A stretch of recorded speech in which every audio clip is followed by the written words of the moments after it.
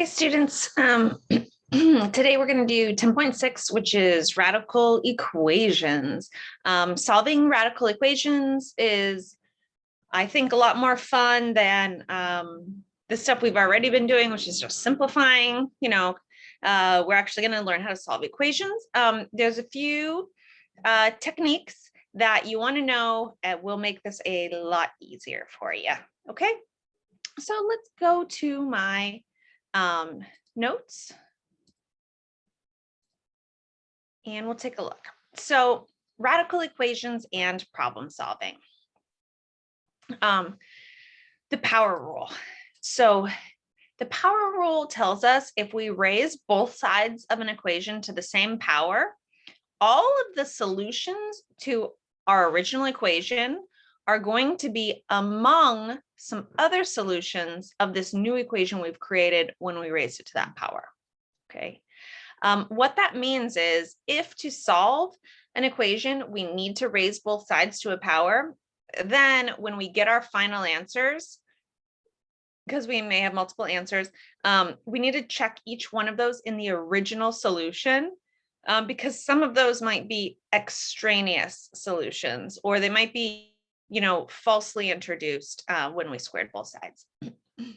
So it's important to always check your answer in these kinds of equation solving. So here's the steps, and maybe it'll help you. Here's an example down here, the square root of 3x minus 5 equals 7. This is what I'm talking about when I say a radical equation. So this is an equation, it contains a radical, and we want to figure out what x is. All right, so here are the to solving radical equations. First step is to isolate a radical on one side of the equation. It's possible you have more than one radical in your equation. That's okay. You just isolate one of your radicals on one side of the equation. Then you raise both sides of your equation in their entirety and make sure to use parentheses if you have more than one term to the power of the index of your radical. Okay, so if you have a square root, you want to square both sides. Then you want simplify, combine like terms, clean stuff up, and repeat steps 1 and 2 until all your radicals are gone. If you just have one radical in your equation, you just have to do this once.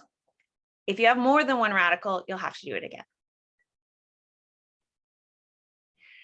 Once you've done that, you want to make sure that you then check all your solutions to your original equation. All right, so let's take a look at this example down here. The square root of 3x minus 5 is equal to 7. Let's go to our whiteboard and see what that would look like.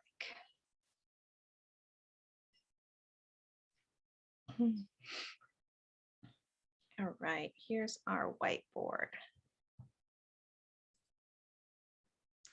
So we've got the square root of 3x minus 5 is equal to 7. So first step is to isolate the radical on one side. Our radical is on the left-hand side, and the only thing that's on the left-hand side is our radical. So we've already achieved step 1. Then we want to raise both sides to the power of the index. This is a square root, so we are going to square both sides. And you want to make sure you're putting parentheses in case you have multiple terms. They get squared.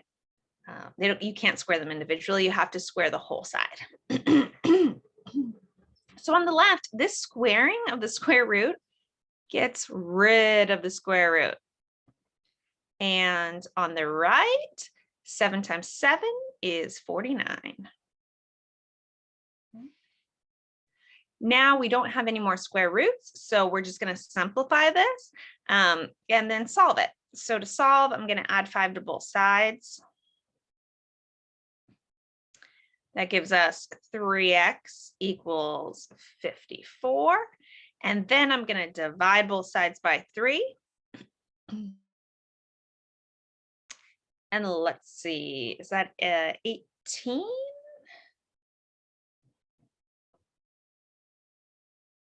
So then x equals 18.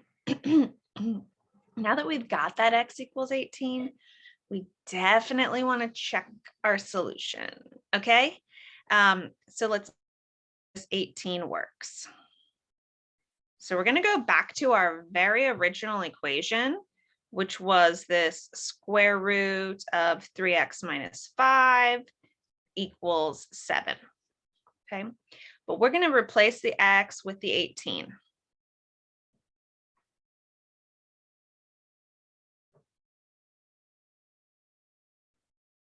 Let's make sure that's under the square root equals 7. And we're going to check if this is true. That's what it means to check your answer. So 3 times 18 is 54. So we've got the square root of 54 minus 5. Does that equal 7? 54 minus 5 is 49. So we've got the square root of 49. Does that equal 7? And yes, the square root of 4 does equal 7. So we are good. X is 18. Let's go through a couple more here.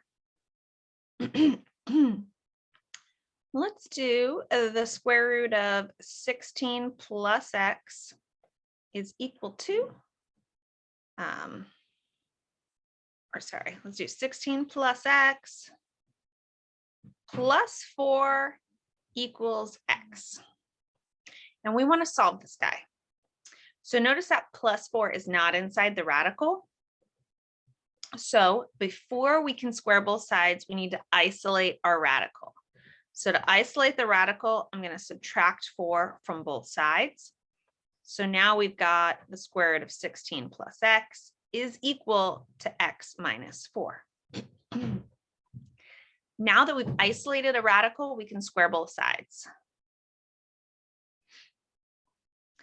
Right? Notice how I used parentheses. On the left, we've just got a 16 plus x. But on the right, this stuff is x minus 4 times x minus 4. We have to use FOIL to multiply this out. We're going to end up with x squared minus 8x plus 16. Okay. And you can do that FOIL if you want to check my math here. All right. Once we've done that, you see we don't have any more radicals. Awesome. We will subtract x from both sides and subtract 16 from both sides because I see we have a quadratic, and to solve quadratics, you have to set them equal to 0. All right. So we're subtracting 16 and subtracting x. And then our equation is going to be that 0 equals x squared minus 9x. Right. Now to solve this, we need to factor it. X squared minus 9x is x times x minus 9. So if x times x minus 9 equals 0, then one of these two factors equals 0. Either x is 0, so that's one possible solution, or x minus 9 is 0. If x minus 9 is 0, then that means x equals 9. Right? We have two answers here, two possible answers here. They might not both work though. Okay. So we need to plug them into our original equation to see if they work. So our original equation is a square root of 16 plus x plus 4 equals x. And we want to try x equaling 0 and x equals 9.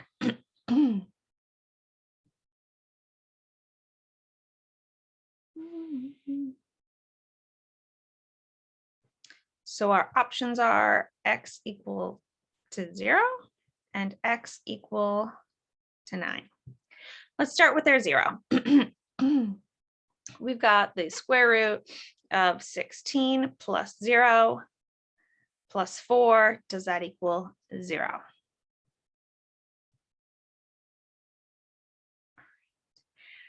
We don't know if that's true, so we're going to put a question mark. And then let's go ahead and simplify it. 16 plus 0 is 16. Square root of 16 is 4. So we've got 4 plus 4. Does that equal 0? No.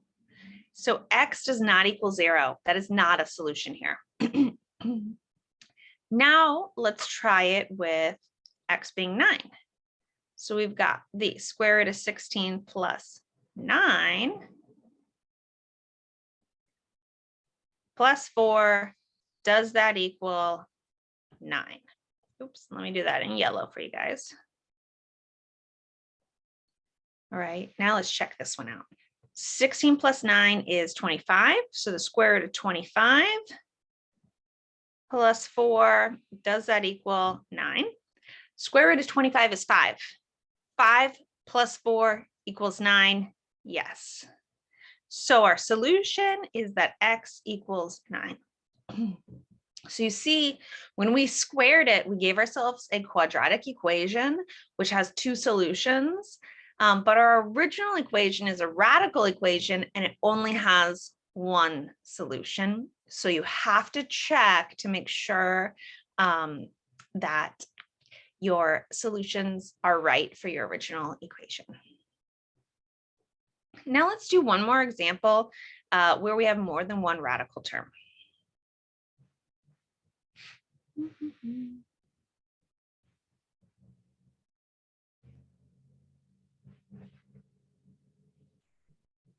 So here we have two radical terms. So if we want to solve this guy, we're going to end up needing to multiply twice, okay, or square it twice.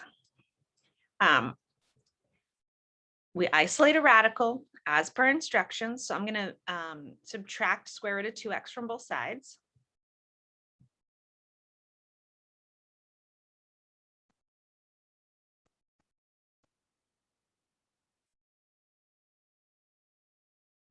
Right, so I just move that over. Now we've got on the left-hand side, we've got a radical isolated, this guy. It's a square root, so we're going to square it. And if we do that, we have to square the other side. So by squaring the square root, we get a 2x plus 5 on the left. But on the right, remember that 3 minus square root of 2x times 3 minus the square root of 2x. So that has to get all multiplied out.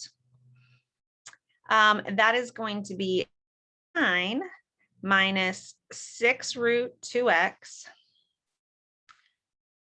plus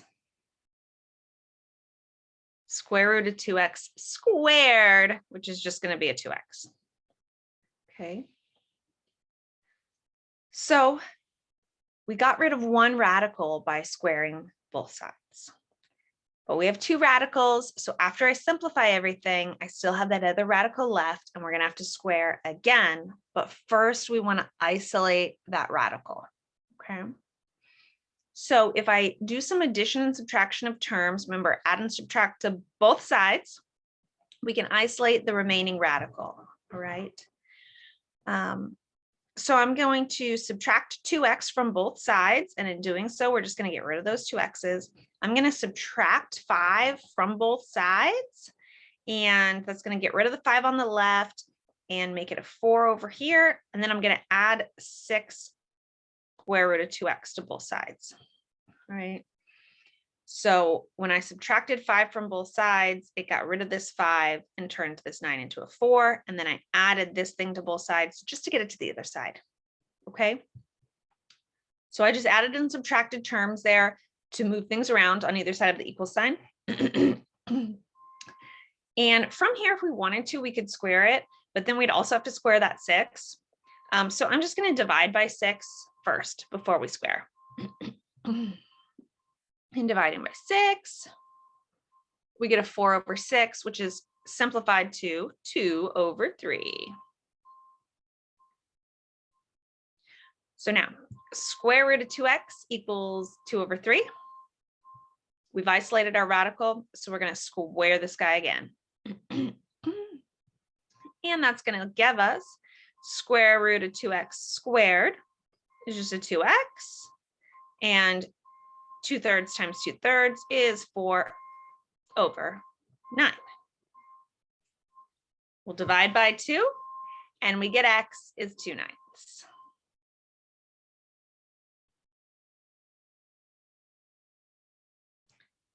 All right, very last thing we want to do is just make sure this plugs in. We only got one solution true, but we want to make sure it plugs into our original equation. So is x actually 2/9? Our original equation is this 2x plus 5 plus 2x equals 3. So we want to replace this x with a 2/9.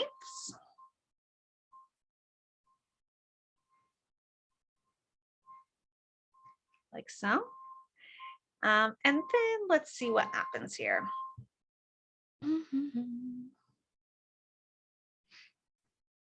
So 2 times 2/9 is 4/9. So we've got the square root of 4/9 plus 5 plus the square root of 4/9. Does that equal 3? Okay. The 4/9 plus 5, we're going to have to find a common denominator to add these. So we're going to have to multiply 5 by 9/9, and that's going to give us 45. So we've got 4/9 plus 45/9 is going to give us 49/9 plus 4/9 square root equals 3, maybe. 49/9, we can take the square root of the 49 separate from the square root of 9. Square root of 49 is 7. So I'm just going to write it over here. The square root of this 49 is 7. The square root of 9 is a 3. And then the square root of 4/9 is 2/3. And we want to know, does that equal 3? Well, 7/3 plus 2/3 is 9/3. And 9/3 is equal to 3. So yes, x equals 2/9. Right. So that's solving radical equations. Definitely take a little bit of time to make sure that you understand how those problems were solved, and go back through the video and slow it down if you need to. Okay. One more piece of info that we are going to look at in this 10.6 section is the Pythagorean theorem. You guys may remember the Pythagorean theorem. It right triangles, which are triangles that have a 90-degree angle. When triangles have a 90-degree angle, the longest side is going to be opposite of that 90-degree angle, and that long side is what we call the hypotenuse. Okay. The Pythagorean theorem tells us that the length of side A squared plus the length of side B squared is equal to the length of the hypotenuse squared. What that means is that if we know the length of any two of these three pieces, we can solve this equation to get the value of the length of that other side. Okay. Right. Notice here, you don't have to memorize these formulas. They're all just a consequence of the Pythagorean theorem. And when you solve the Pythagorean theorem for any A, B, or C, right, you'll just move those terms to one side and then take the square root of both sides, and you'll get A, B, or C is going to be equal to some combination of the other two sides. Okay. Again, you don't need to memorize these because you should be able to come up with these just from knowing the Pythagorean theorem. Pythagorean theorem. Okay, so you just need this one formula, and all of these are just consequences of that that you will come across when you're solving this formula for one of the sides A, B, or C. Okay. You can take a look at an example of how we use this Pythagorean theorem. So here, if we know the length of these two sides, we can find the length of the hypotenuse just by plugging the length of those two sides into the Pythagorean theorem and then solving this equation for that last unknown side C. And remember, you have to take the square root at the very end. So it tells us that side C is of length 13. And we want to do a quick mental check. Does it make sense that side C is length 13? It does. If this side's 12, then this side's a little bit longer, so it's 13. That makes sense. This triangle isn't really drawn to scale. But if you did actually draw this length 12 and this length 5, this side would be pretty short. So it makes sense that the connector is just a little bit longer than 12. All right. Let's do another example here on our own. Let's say we have this triangle here where one side is 16 and then the hypotenuse is 10. And you want to make sure that the hypotenuse, you understand which side is the hypotenuse, because it is the number that's going to be on the other side of the equal sign. You can't use these interchangeably, right? The hypotenuse is different than these two sides. All right. So let's go on to our whiteboard and try to solve this, solve for x here using the Pythagorean theorem.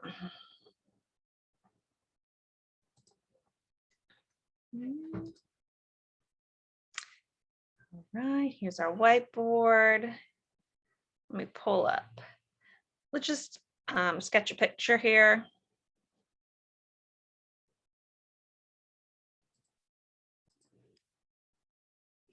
All right, so here's our picture. We have our Pythagorean theorem.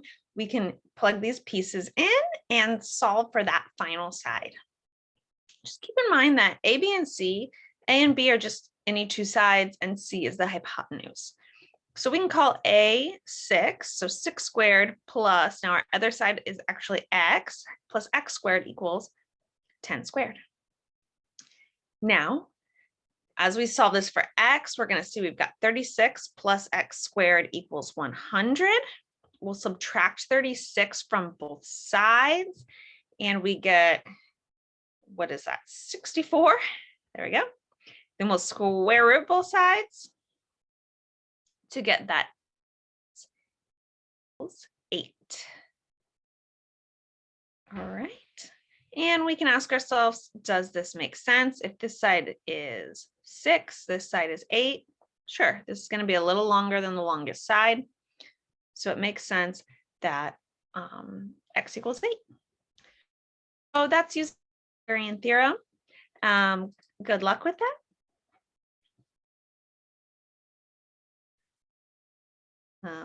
Good luck with that. And that is everything from 10.6 that you guys need to know. Take your time, come back through these notes if you need to, play this video more slowly, and make sure you really understand your radicals and how to solve equations in general before trying to tackle solving radical equations. All right, good luck.